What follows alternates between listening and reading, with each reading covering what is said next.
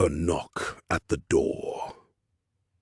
A muffled voice from inside says, "I'm with someone."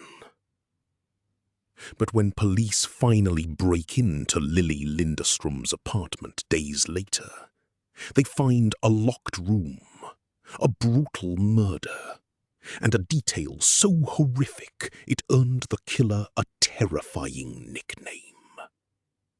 And the person who knocked might be the only one who knows the truth. Stockholm, Sweden, May 1932. The Atlas district was a cramped, working-class neighborhood. It was gritty, industrial, and unforgiving. For 32-year-old Lilly Lindeström, a divorced woman struggling to survive, it was home. Lilly was known to her neighbors as the call girl. She worked out of her small apartment on St. Eriksplan. It was a dangerous life, but Lilly was cautious. She had a strict rule. Clients had to knock. On April 30th, the eve of Walpurgis night, Lilly was celebrating with her neighbor, Minnie Jansen. Minnie lived just down the hall.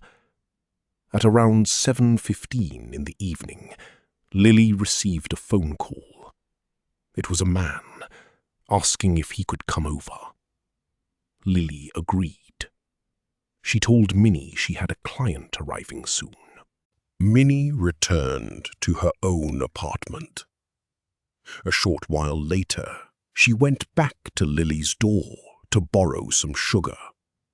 She knocked. From inside, Minnie heard Lilly's voice call out, "I'm with someone."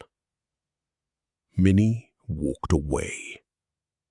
It was the last time anyone would ever hear Lilly Lindeström alive. Over the next few days, Minnie noticed something strange. Lilly hadn't left her apartment. The door was locked. There was no answer to her knocks. By May 4th, Minnie was deeply concerned. She contacted the police. When officers arrived, they were forced to break the door down. The apartment was silent. The air was heavy, metallic. Lilly was found face down on her bed. She was naked, her clothes neatly folded on a nearby chair. She had been bludgeoned to death. The cause of death was massive blunt force trauma to the head. But as the medical examiner examined the scene, he noticed something impossible. The trauma to her head was severe, yet there was very little blood on the bedsheets. In fact, there was very little blood left in Lilly's body at all. Almost every drop had been drained.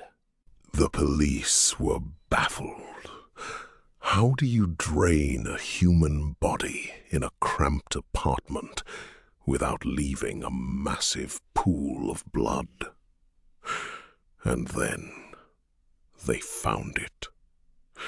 Sitting near the bed, stained with dark residue, was a gravy ladle. The horrifying realization set in. The killer hadn't just drained her blood. He had drunk it. The press quickly caught wind of the gruesome detail. They dubbed the unknown killer the Atlas Vampire. Panic gripped Stockholm. Women were afraid to walk the streets at night. The police launched a massive investigation.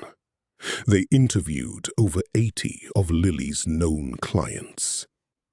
They questioned her neighbors, her friends, anyone who might have seen something. But the killer had been meticulous. The apartment was scrubbed clean. There were no fingerprints. No weapon was ever found. The gravy ladle yielded no usable evidence. The investigation hit a brick wall. The only lead they had was the phantom client, the man who called Lilly at 7:15 in the evening, the man she was with when Minnie knocked on the door. Who was he? Some theorized it was a disgruntled former lover. Others believed it was a ritualistic killing, carried out by someone obsessed with the occult. But without evidence, theories were just theories. Years turned into decades. The case file grew cold, gathering dust in the police archives. To this day, the murder of Lilly Lindeström remains unsolved. The Atlas vampire was never caught. He vanished into the freezing Stockholm night, leaving behind a locked room, a drained body, and a terrifying legacy that still haunts Sweden almost a century later.